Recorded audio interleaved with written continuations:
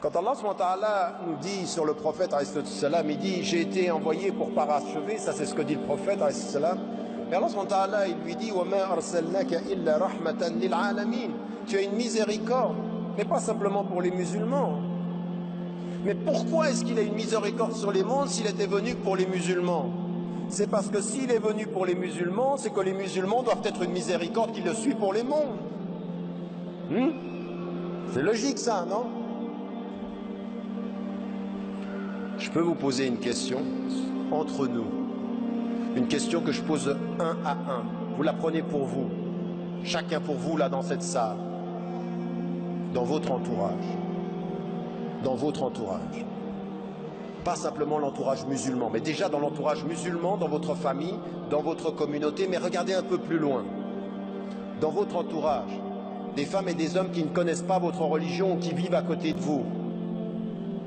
Qui, dans votre entourage, quelle femme, quel homme qui n'est pas musulman et qui est français et qui vit ici, qui peut sentir, qui a reçu, qui a compris, qui a senti, qui a eu l'expérience que vous étiez une miséricorde et un don?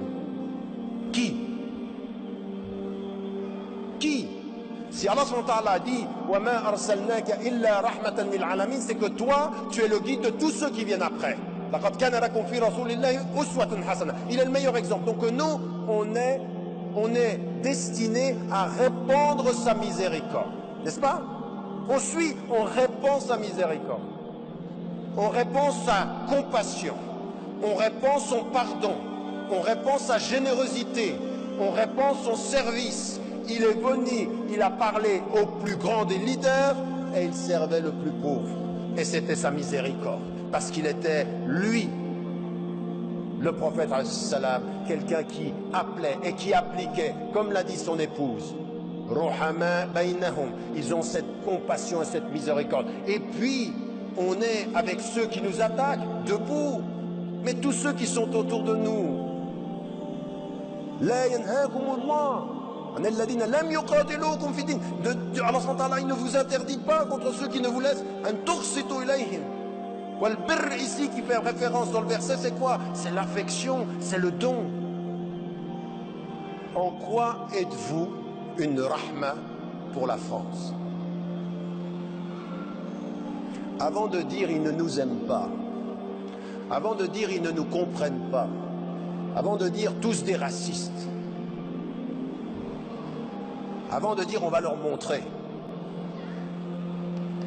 avant de dire on va leur montrer, avant de dire on va leur montrer, la seule chose qu'on puisse d'abord dire, c'est qu'est-ce qu'on a donné. Et Rahma, c'est un don, le don. Et donc ça fait partie de notre présence digne, n'est-ce pas? Et chacun d'entre nous dans cette salle doit se poser la question, mais qu'est-ce que je t'apporte au fond? Avant de dire respecte-moi, aime-moi, c'est vrai, je suis marocain ou algérien, ou tunisien, allez on met tout le monde, hein, et égyptien, et turc, ou français, accepte-moi. Non, qu'est-ce qu'on donne? Qu'est-ce qu'on donne? Dans quel sens on est cette miséricorde-là et ce don? Parce que Rahma, c'est pas simplement la miséricorde, c'est la compassion, c'est le don, c'est le pardon, c'est la générosité, c'est l'affection, c'est la protection. Vous savez, dans le Rahma, il y a man satara mu'minan, c'est-à-dire celui qui cache comme ça les défauts. Et parfois, on a des gens qui sont des personnes qui ne sont pas musulmanes, elles agissent d'une certaine façon, mais elles seront édifiées si vous les protégez contre leurs propres fautes. Je respecte qui tu es, j'aime pas ce que tu fais, mais je protège qui tu es par rapport à ce que tu fais. Et ça, c'est mon amour, et ça, c'est mon affection. Quand vous êtes dans cette situation-là, les gens, ils vous voient différemment. Vous n'êtes pas les juges de leurs différences, vous êtes les protecteurs et les amis de leur édification. C'est à ça que vous servez. Donc c'est à ça qu'on doit être si on suit le prophète, n'est-ce pas?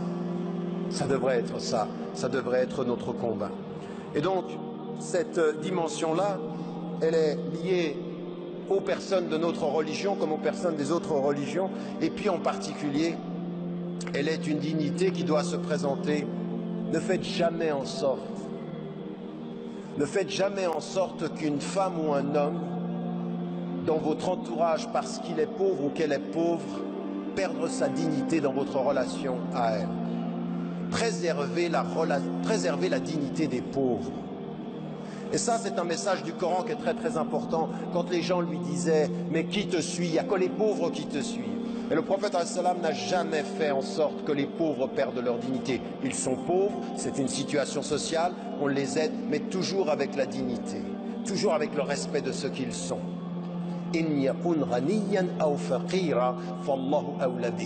La justice s'applique aux deux, qu'ils soient riches ou pauvres. Ça veut dire que le pauvre, il a une dignité qui va jusqu'à lui reconnaître le fait d'être juste avec, comme on est avec le riche.